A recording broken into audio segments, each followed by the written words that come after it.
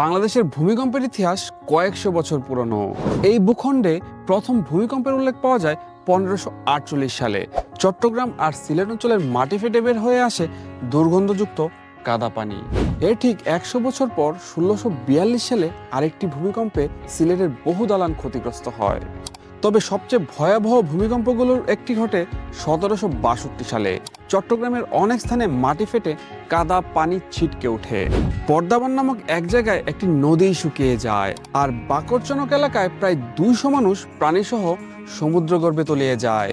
ঢাকার নদী ছিলেও দেখা যায় প্রবল আলোড়ন, ভেঙে পড়ে অসংখ্য ঘরবাড়ি আর প্রাণ হারায় 500 মানুষ। এরপর 1985 সালে বেঙ্গল আর্থকোয়েক, মানিকগঞ্জের কোদালিয়ার কাছে যার উপকেন্দ্র। ঢাকা সহ দেশের বিভিন্ন জেলায় দালান কোঠা ভেঙে পড়ে। কিন্তু বাংলাদেশের ইতিহাসে লিপিবদ্ধ অন্যতম শক্তিশালী ভূমিকম্পটি ঘটে 1897 সালের 12 June, the great Indian earthquake. ধারণা করা হয় এর মাত্রা ছিল 8। সিরাজগঞ্জ, পাবনা, ঢাকা ও সিলেট সব জায়গাতেই ভয়াবহ ক্ষতি হয়। শুধু সিলেটেই মারা যায় 545 জন মানুষ। পরবর্তী বড় ভূমিকম্প 1918 সালের শ্রীমঙ্গল ভূমিকম্প আর 1950 সালের আসাম ভূমিকম্প, যার মাত্রা ছিল 8.7। যদিও বাংলাদেশের ক্ষতি তুলনামূলকভাবে কমই ছিল।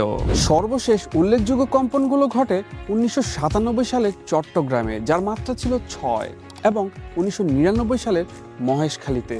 বাংলাদেশ এখনো ভূমিকম্প প্রবণ অঞ্চল, তাই বিশেষজ্ঞরা বারবারই বলেছেন দুর্যোগ নয়, পূর্ব প্রস্তুতি পারে ক্ষতি কমাতে।